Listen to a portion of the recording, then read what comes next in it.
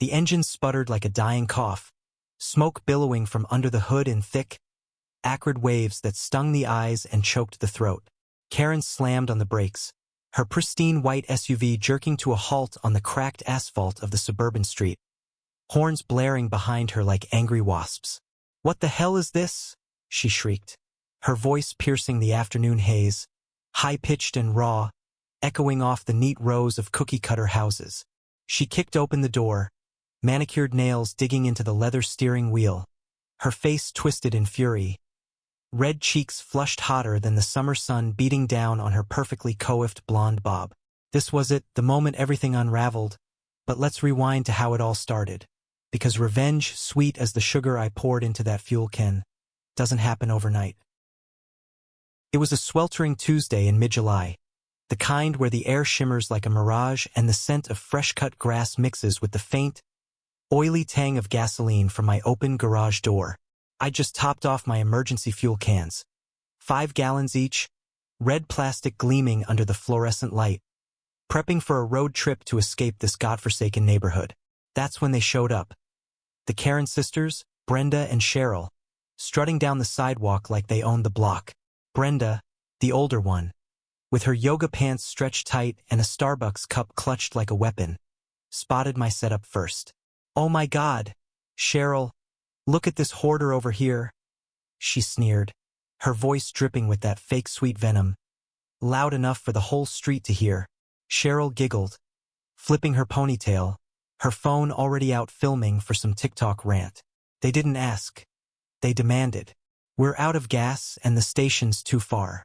You wouldn't mind if we borrowed some, right? It's an emergency." "Borrowed?" I sighed, feeling that familiar knot in my gut, the one that tightens when entitlement slaps you in the face. But I played nice like always. "Sure.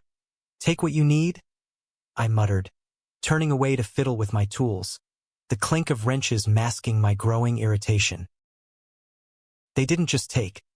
They drained 2 full cans, laughing as the fuel glugged into their jerrycans, the sharp, chemical smell filling the air like an invisible fog. Brenda even had the nerve to complain about the quality. "This better not be that cheap stuff.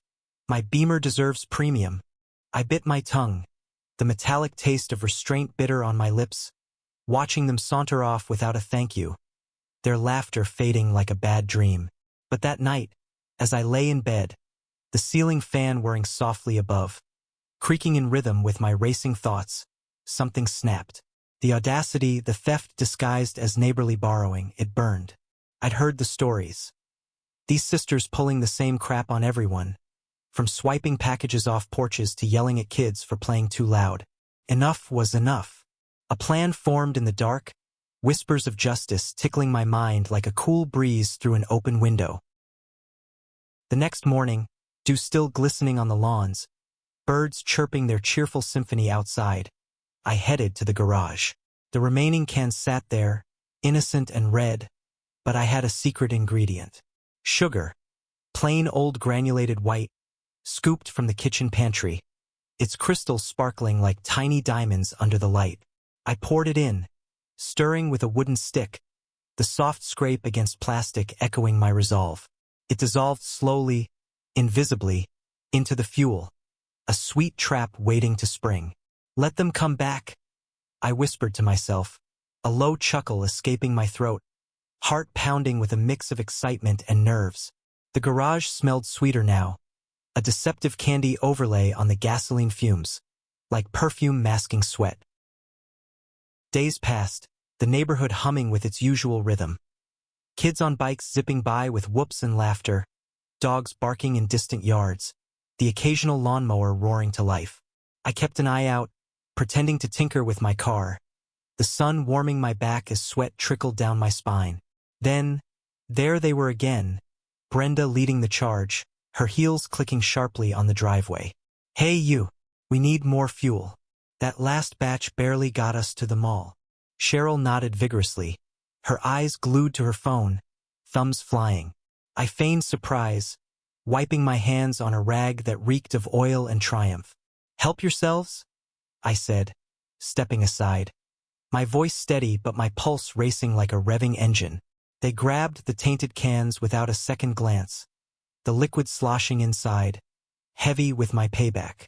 As they loaded up, Brenda paused, sniffing the air. "Smells weird. You sure this is fresh?" I shrugged, forcing a casual smile. "Probably just the heat." They drove off, exhaust fumes trailing like a victory flag. But here's where it gets interesting, the twist I didn't see coming. That afternoon, as I sipped iced tea on my porch, the ice clinking softly in the glass, a cool relief against the sticky humidity, an old friend pulled up in his pickup truck. Mike, my buddy from high school, the one who'd moved away but was back visiting family. He hopped out, boots thudding on the pavement, a grin splitting his bearded face. "Man, long time no see. What's with the sly look?" I spilled the beans over a couple of beers in the garage, the fizz of carbonation popping like fireworks, the bitter hops mirroring my mood. Mike laughed, deep and rumbling, slapping his knee. "You're a genius, but you know what? I got something to add." Turns out Mike was a mechanic and he had a gadget, a tiny GPS tracker he'd used for his work vans. "Stick this on their cans next time.